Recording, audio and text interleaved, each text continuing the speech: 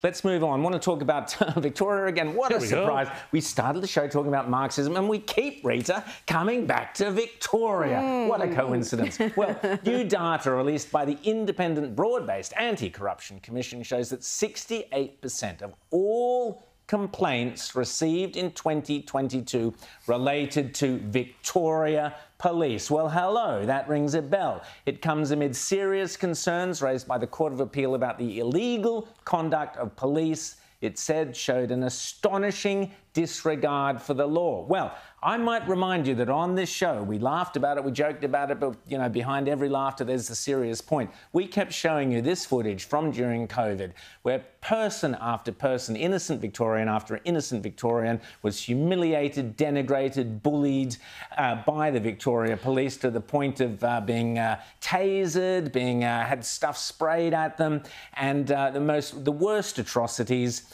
And what a surprise, we're now seeing this suddenly come up in the anti-corruption field. But where are the prosecutions? Rita?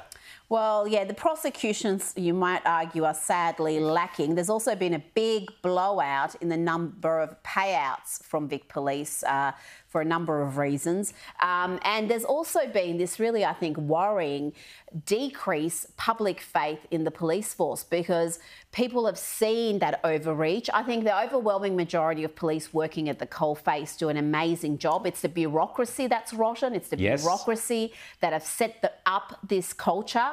And there are undoubtedly officers who were drunk with power during COVID, who went too far, and we've shown you the footage here plenty of times. Because, frankly, you know, it starts from the top. Dan Andrews was drunk with power. We know from all of that polling, the kudos stuff that's been released, that there was a concerted campaign to manipulate public opinion. And, you know, the scary thing is also, where is the broader sort of community outrage? Dan Andrews got voted back in, you know, by a landslide. Why wouldn't he? He has no opposition. I mean, this is the thing people don't understand about Victoria. How could he get voted in? How could he get a landslide? Who was he facing? He faced the most gutless, small L liberal bedwetters you would ever see, who did not do anything throughout all of that overreach through the 6 lockdowns. They said we would lock you down as well because we would go on the health advice. So it wasn't like they had any moral authority to say, Dan, you got it wrong, because they were along for the ride. There was a few lone voices objecting throughout that period. Yeah, a few lone voices Victorian Liberals went one in this studio, where most of the lone voices were, apart from others like Gideon Rosner, Crystal Mitchell and others, Monica Smith, who had the bravery to stand up and speak out for their efforts. They got vilified by the rest, many other people in Victoria. But we see, Rita, that, you know, are Victorians, are we going to see Victorians start to really demand some changes to the way that Victoria Police operate, or is next time some kind of health pandemic rolls around town, will they be back out there with their batons and their tear gas and slamming people into cars and against walls? What do we think? Well, sadly, what we do know is that those policies were enormously popular, which is fairly...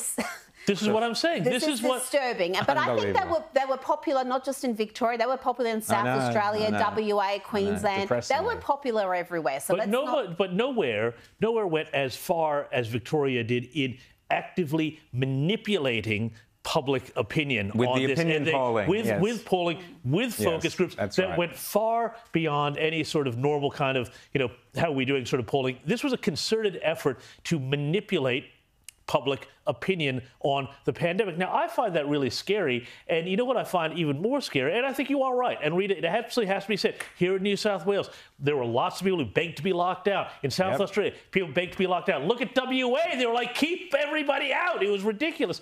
But, you know, this is the thing that does scare me sometimes about Australia, is that so many of us got exactly what we asked for. We wanted this.